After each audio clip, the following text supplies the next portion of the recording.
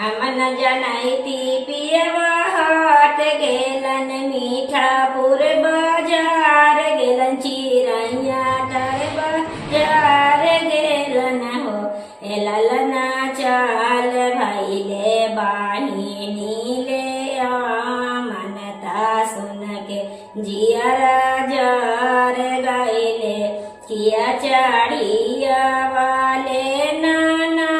दिया ता किया चढ़न दोषिया बे हो ए ललना किया चढ़िया है भागीन माता सुन के जियरा जार गैले डोली चढ़िया है नाना दिया ता ओटो से नन दोषिया वही हो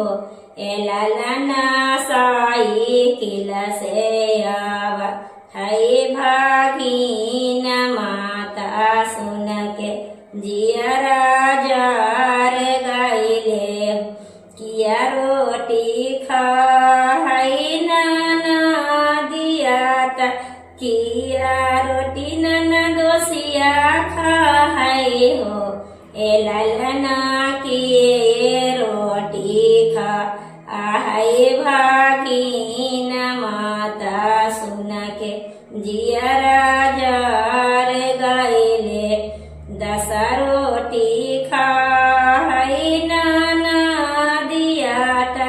20 गो नन दोषिया खा है हो ए ललना 30 रोटी खा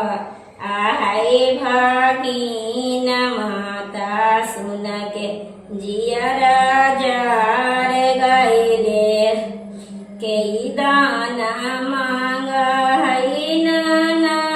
दिया ता किया दाना नन दोषिया मांगई हो ए ललना किया दाना मांग है भागीन माता सुन के जियरा जार गैले झुमका जे मांग है नाना दिया ता